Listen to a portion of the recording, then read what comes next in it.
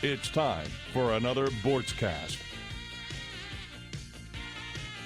Neal Boortz, everybody, and welcome to another Boortzcast. A little more formal introduction this time because I'm going to make this Boortzcast available to the FAIRtax people so that they can post it on YouTube. People can get it for nothing. But that's not going to come without a little commercial. For me, I'm a retired old fart, but for 43 years, I did talk radio. For the last, about 20 years, I was syndicated nationwide, about 260 radio stations. I guess that put me about number 4 or 5 on the total number of talk radio listeners out there. Member of the United States Radio, the U.S. Hall of Fame, the Radio Hall of Fame in Chicago. But in the subject at hand, taxes, Georgia Congressman John Linder and I wrote a book called The FAIRtax Book, Saying Goodbye to the Income Tax and the IRS. Now, that was 22 years ago, and a lot of people listening to this probably never heard of the FAIRtax, never heard of the FAIRtax book. A lot of you have, and I don't want this to get repetitive and boring, but I'm going to give you some background.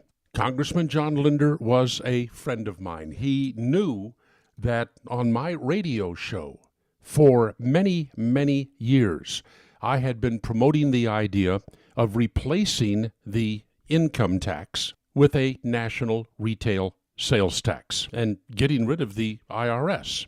Well, John Linder came to me to talk about a bill that he had introduced into the Congress of the United States called the FAIRtax Bill. I looked at the legislation and I absolutely loved it. And I got behind it full force on my little radio show. So one night, Congressman Linder and his wife having dinner with me and my queen, and we're talking about his FAIRtax legislation. His wife says, "Look, why don't you two just write a book about this so we don't have to sit around and talk about it every time we get together?" And Linder looked at me and he said, "Let's do it." And we did. The FAIRtax book was born. Now, here's the shocker. The FAIRtax book was released on August the 2nd of 2005. On the next New York Times bestseller list, after the book's released, it was number one New York Times bestseller. Not in any specific little category like number 1 in business or number 1 tax book or number 1 thriller. It was the number 1 nonfiction book, period. I started on a book tour around the country at these bookstores, Barnes & Nobles, Borders. I think they existed at that time. The crowd there for a book and to get it signed would exceed the capacity of the building. We had fire marshals, police officers trying to keep the crowds contained. We had a rally. Well, we had a couple of rallies. We had a rally on the streets of downtown Orlando, Florida one time. Thousands of people there. I frankly forget how many thousands of people crowded those streets, but I'm looking at it from a hotel room before I went down there and talked. It was huge. Gwinnett County, Georgia, the Gwinnett County Convention Center, a rally there for the FAIRtax. I believe that crowd was 15,000 people. Congressmen who were sponsors of the FAIRtax bill in Congress, and it's still there, by the way, but congressmen who were sponsors would invite me into their home districts to go to one of their town hall meetings and talk about the FAIRtax, and they would have to get a new venue that would hold thousands of people. That's how people, not how they felt about me. It's how they felt about the FAIRtax. And the FAIRtax started getting a lot of attention from the media, from people in Washington. I was called to testify before a Senate subcommittee one time about the FAIRtax. But, okay, enough about the FAIRtax book. Oh, by the way, We also wrote a second book, FAIRtax, The Truth, Answering the Critics, because the FAIRtax frightened people people in power, people in Washington. It frightened them so badly, they started coming out with the most inane, lame, absurd objections to the FAIRtax. They were so easily refuted that John Linder and I wrote a second book, along with the help of Rob Woodall, who ran for and won John Linder's seat after he retired. Okay, I'm going to give you a brief background on this, and I'm operating with no notes. I saw this tax plan come out last night. I said, okay, I'm going to throw a Boortzcast out there in the morning. I'm not going to make it too long. That'll come later as we argue this so-called tax reform plan from the Republicans and Trump's mind, which this tax reform plan, it's, to me, worthless. It'll help a little bit, but it wouldn't do what the FAIRtax would do. 3 very wealthy Houston businessmen. You can get details, names, all of that by just ordering the FAIRtax book. You can get it from Amazon.com right now in just a couple of days for $4. But these 3 very wealthy Houston businessmen, one of them the current owner of the Houston Texans NFL team, they had this little sideline that they would engage in. Hobby, call it what you will, but they would like to tackle impossible problems and come up with possible, probable solutions. The story is that one of these businessmen in one of their meetings or social get-togethers was complaining about all of the time they spent in corporate business meetings talking about tax matters. How every time any of his businesses wanted to go out and try something, do something new, they had to spend just an immense amount of time discussing the tax implementations of their business plans. Tax considerations, always the number one topic. So one of these guys, not sure which one, said to the other, well, why don't we quit complaining about it and do something about it? Well, what do you mean? Let's propose a complete revision of the federal tax code. Let's put some research behind it, okay? Not just ideas that pop up at the spur of the moment. Let's put some research behind this. Let's come up with a good, viable plan to reform the tax code and then put some money behind promoting it. So they spent $22 million. $22 million on tax consultants, on economists, on researchers, on focus groups, talking to the American people, $22 million.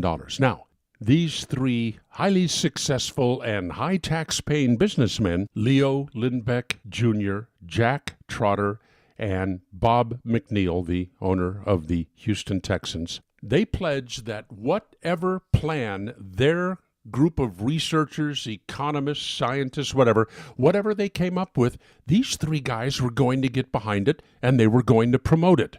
And they thought that certainly, almost certainly, the plan that would be presented to them, the plan developed with their money, was going to be some sort of a flat tax.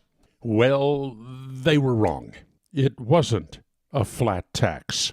It was a national retail sales tax. And why was it called the FAIRtax? Because during one of the focus groups held by these researchers, toward the end of their work, they presented this tax plan to a focus group, and somebody in that focus group said, well, that is a fair tax. So here we go. I'm going to give you a very superficial explanation of what the FAIRtax does. This superficial explanation is backed by $22 million in research. It eliminates the personal income tax, the death tax, the Social Security tax. As an individual, you get 100% of your paycheck.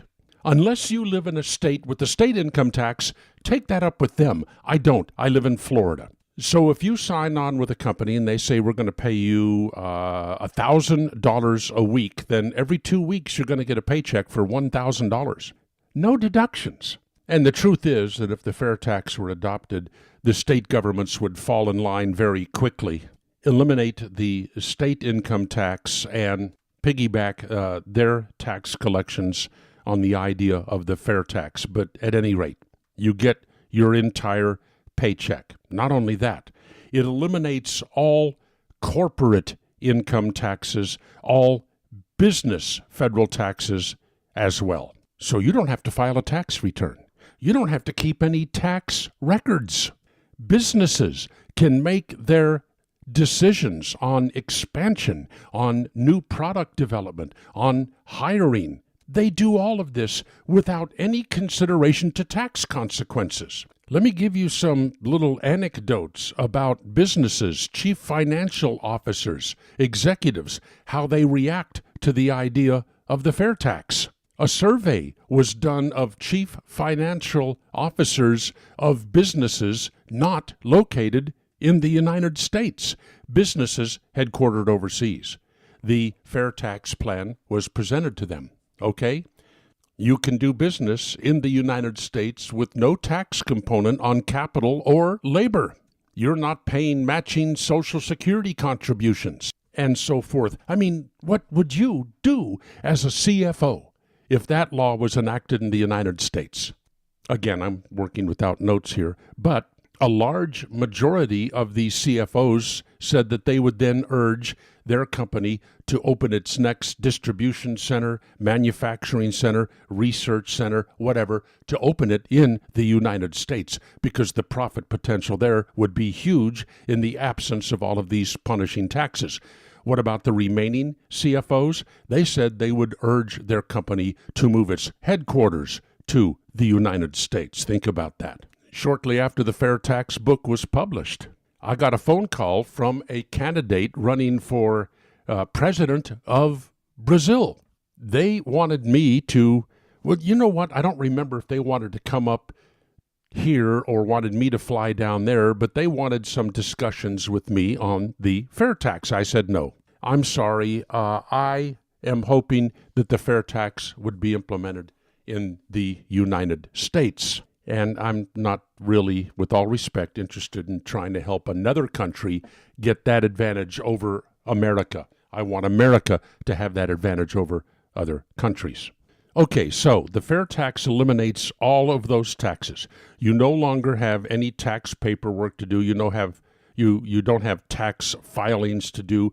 Same for businesses. They can make their hiring, firing, expansion, moving decisions, all without having to worry about federal tax consequences because there are none. So how much would the fair tax be? Well, a great deal of this research was put into trying to figure out what is the tax component on the goods that you buy at Nordstrom or Walmart or Ace Hardware or Benny's Shoes in Atlanta. When you go out and spend money on something, how much of that money is actually covering the tax costs of everybody responsible for bringing that consumer item to the marketplace? I mean, if you're at Benny's Shoes and you're buying a pair of shoes, there is rubber for the sole of those shoes. There is leather. There are fabrics. There's plastic, that little thingy around the shoelace so you can stick it through that hole. I mean, there's a lot of people out there paying taxes along the way as that shoe is produced. Somebody is making that rubber. Somebody is molding it into soles and heels. Somebody is raising the cattle, buying the feed, paying taxes on the land on which those cattle graze, the cattle that will eventually become the leather for the shoe. Somebody's making the shoes. Somebody's making the shoelaces. Somebody's putting that little plastic thingy on the end of the shoelaces. Somebody's making the cardboard boxes the shoes go into. Somebody's making the ink that goes to print the pretty designs on the cardboard boxes. somebody is marketing these shoes, somebody's advertising them, somebody's shipping them, somebody's selling them. All of these people have tax consequences that they have to endure in their processes. All of those tax consequences disappear. So when you remove this tax component from virtually every consumer item out there, then it reduces the cost of those consumer items, a reduction that can be passed off to the person buying the shoes, or the toaster, or the flat screen TV, or the yogurt, or whatever. So how big is this tax component? What is the average amount of the price of a consumer item in the United States that actually comprises the taxes paid by everybody involved in bringing that item to the marketplace? And the answer is, believe it or not, about 22%. It goes from about a low of 19% for a belt, and for some items it'll get up into the 24 and 25% area, but the average is about 22%. So here's what the FAIRtax designers said. We're going to remove that 22% tax component from these consumer goods, and we're going to add a 23% FAIRtax to these goods. Now, it is going to be an inclusive tax. By inclusive, I mean that the tax is included in the price of whatever it is you buy, not added to the price of whatever you buy. Why? Well, that's because the way we calculate income taxes. If you have a 23% income tax rate and you make $100, $23 of that $100 is the tax. It's an inclusive tax. That's the way we calculate the income taxes in this country. So inclusive sales tax, if you buy an item for $100 with a 23% national sales tax, $23 of that is the sales tax, which is collected by the state, which is already collecting sales taxes, and passed on to the federal government. Oh, and the states, yes, they get paid for collecting this tax. It's included in the FAIRtax. Okay, I'm not going to bring up all of the objections, the arguments that people have come up with against the FAIRtax, but I do want to mention this one, and I'll tell you that all of these objections and arguments, they're answered in the second book, The FAIRtax, The Truth, which came out as number 2, by the way, number 2 on the New York Times bestseller list. But you might say, well, I'm going to be paying so much more for everything that I buy. No, you're not. Why not? Because when the tax component is removed from the consumer items you're purchasing, those prices will come down. Then they will be replaced by the FAIRtax. So essentially, you will be paying the exact same amount for those consumer items after the FAIRtax as you were before. Well, some of you say, and I can understand, well, some of these retailers out there, they're gonna try to keep the prices where they are and then put that FAIRtax in there too, and they're going to get a windfall profit. Well, yeah, I'm sure there are some businesses that would love to try to do that. Historically, that has already failed. I can give you one example. Back in the years preceding the publication of the FAIRtax books, there was an airline surcharge, a tax put on airline tickets by the federal government. I think it was for security, I'm not sure. But of course, the airlines raised the prices of these tickets to cover that tax. That's perfectly reasonable. Well, then the tax was taken away. And some airlines said, wow, okay, now we don't have to pay that tax anymore, but we're going to keep the ticket prices right where they are, and it's going to really boost our profit margin. Well, yeah, good idea, just didn't work. Because one airline came along and said, you know what, I can get a competitive advantage by lowering my ticket prices. It's not going to affect my profit margin because, that money was going to this tax anyway. So that airline lowered their ticket prices, and soon every airline said, okay, we're going to play that game.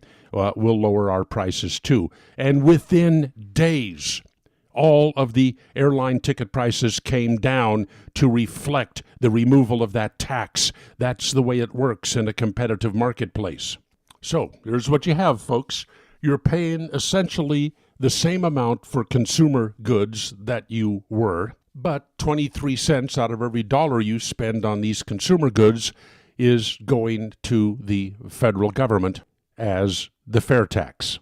In the meantime, you're getting 100% of your paycheck, and any money you do not spend on consumer goods, any money you invest, you put in your savings account, you stuff in a sock, that money isn't taxed. Ollie oxen free and all that nonsense. Businesses operating without taxes on capital and labor. The federal government receiving essentially the same amount of money. The FAIRtax is revenue neutral to the federal government. Hey, so far, have you found anything about this you don't like? Oh, the politicians did.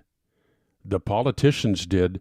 They immediately recognize that the passage of the FAIRtax would be the most massive transfer of power from government to the people in the history of this country. No longer would politicians be able to use the tax code to reward supporters or to punish opponents. Oh, Lord, the politicians hated that. People who love big government hated that. All of this power gone from Washington? This ain't right. We can't allow this to happen. So they started creating all of these objections to the FAIRtax. And I was there, Congressman Linder was there, to answer these objections, testifying before the Senate committee, going to New York City to debate a former assistant Treasury Secretary and now Yale University tax professor about the FAIRtax. And I'm sorry, but cleaning his clock, because here was the common element in virtually every objection raised to the FAIRtax. One common element. The person raising the objection first had to rewrite the legislation for the FAIRtax to create a false premise to which that person would object. I mean, really, folks, how ridiculous is that? Oh, I've got to fight this FAIRtax thing. It's going to transfer power to the people. It's going to weaken me. It's going to weaken the federal government. But I really can't attack it on its merits because it's actually a pretty damn good idea. So what I'm going to do is that I'm going to say that the FAIRtax does something it does not, and then that's what I'm going to criticize. No, trying to put together a simple little analogy. It's like in the office place. Hey, did you see that new gorgeous girl, Charlotte, in the IT department? Lordy, she's stunning. And some other lady responds, no, she's not. She has horrible teeth and bad acne. And you look at her and you say, no, she's got perfect teeth and smooth skin. And then the girl says, well, I had to make up something bad about her so that I could criticize her because she's prettier than me. So virtually literally every objection to the FAIRtax that I've ever heard is based on a false premise, based on the idea that the FAIRtax legislation actually says or does something which it does not say or do. Okay, now, here is, to me, the most brilliant part of the entire FAIRtax idea. Absolutely brilliant. Under the FAIRtax, nobody, no individual in this country pays 1 penny to the federal government. Now listen to this. Not 1 penny to the federal government in taxes until they have taken care of their household's needs, whether it is a household of one, a single person, or a family of 5, 6, 7, 8, doesn't matter. You take care of the basic needs of your household: food, shelter, clothing, your basic medical care, before you pay 1 penny to the federal government. You first, government second. What did I say about a transfer of power to the people? You first, government second. Come on, folks. Isn't that the way it's supposed to be? Me first. Look, government, look, I'm going to take care of my family. I'm going to take care of my wife, my children, myself, my husband, my elderly. I'm going to take care of my family. Then I'm going to put some money into the kitty to pay for the necessary expenses of the federal government. Oh, hell no, says the government, says the politicians. Don't you know it's government first, you second? I mean, come on, I don't want to make this partisan, but remember what the Democrats said in 2012 at their convention: we all belong to the government. Yeah, you're government property. It's us first, you second. No, under the FAIRtax, it's me first, government second. So, yeah, I'm getting worked up. Yeah, I'm getting worked up. I love this tax plan. I know what it would do for this country, for everybody in this country. Under the FAIRtax, economic growth would be so stunning, so amazing, you'd have to hide under your bed to avoid getting a good job. But the big negative, okay, so just how do we arrange things so that nobody ever has to pay a penny to the federal government until they've taken care of the basic needs of their household? Okay, first of all, how do you determine what the basic needs are? I'm going to speed it up here. The Commerce Department sets poverty levels in this country virtually every year for the various household sizes. This is the amount of money that family has to spend to take care of the basic necessities of life. Well, with the FAIRtax, if that family spends that much money on the basic necessities of life, they are going to be paying the FAIRtax on all of those items, and that will amount to a certain specific sum of money. Okay, I'm going to use the 2014 charts for figuring out how the FAIRtax that you pay on the basic necessities of life will be returned to you. Yep, it's called a prebate, not a rebate. A prebate because it's paid to you before you actually spend it. Now, here's how it works. Let's say you have a family size of a couple, mom, dad, and 3 children. In 2014, the consumption figured out by the Commerce Department, you would have to spend $35,520 during that year to provide for the basic necessities for your family of 5. Mom, dad, 3 rugrats.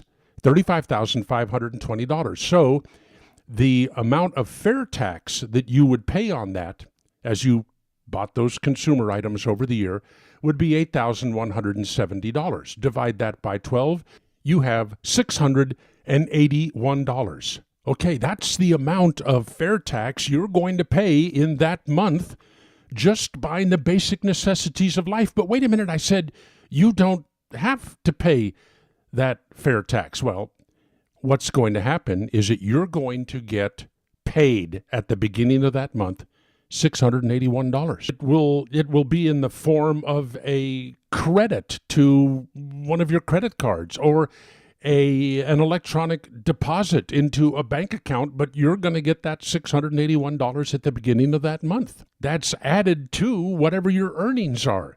So you go through that month and you buy the basic necessities, and you literally have not paid a penny to the federal government. You've taken care of your family first. Is that not a fair tax? Okay, I wanted to keep this at 30 minutes. We're there. If you want information on the FAIRtax, you can go to fairtax.org, fairtax.org on the internet. Charts, research, everything, it's there. You can read the initial book that started this wave, the FAIRtax book, ordered on Amazon.com. Yes, I still find it in bookstores all over the place. You can also order an audiobook, you can order FAIRtax, The Truth, Answering the Critics. As you can tell, I get hyped up every time I talk about this. The most researched piece of legislation ever placed before the Congress of the United States, unlike this hodgepodge that Trump and the Republicans are going to try to propose now. And, most importantly, the largest transfer of power from government to the people in the history of this country, which is why so many politicians will fight this tooth and nail. The fair tax does not happen unless the people make it happen. And quite frankly, I don't think you could draw 15,000 people to a fair tax rally in Atlanta or 8,000 to a rally in Orlando right now. I don't think a congressman is going to have to get a bigger venue right now if he invites me to speak to his constituents about the fair tax, because it has been 22 years since the book came out. The legislation has been there in Congress, but the people haven't forced the issue. They just haven't forced the issue. The people are going to have to cram. So often Congress takes tax laws and crams them down our throat for the benefit of their cronies, their donors, whatever. It's time for the people to cram something down the throat of Congress. The fair tax. FAIRtax.org. It's not too late. It's never too late. Maybe you can get involved. Okay, my commercial. I posted this as a Boortzcast on my ConnectPal website, and then I made it available to the FAIRtax people to post on their YouTube page. Here is the commercial. I do usually about 4 Boortzcasts. I call them Boortzcasts, very clever. 4 of these a week, 30 minutes to 45 minutes long. And I ask people to subscribe for $4.99 a month. This is how I pay for diesel fuel for the coach, the motor coach, and aviation fuel for my little carbon cub, and the maintenance and tax costs on either one of them. So, okay, you're paying for my fun. To find the Boortzcast, you go to ConnectPal, ConnectPal, connectpal.com/Boortzcast, Boortzcast. Subscribe. Then cancel anytime you want to. But you know what? Looking at the records, it's been 2 years since anybody has canceled that I can see. So people must like it. Okay, get involved. FAIRtax.org. This is the one piece of legislation that could go further toward saving our republic than anything else I can think of. But again, you have to force this on the Congress, and the Congress is going to fight tooth and nail. So get busy. Thanks for listening. Talk to you later.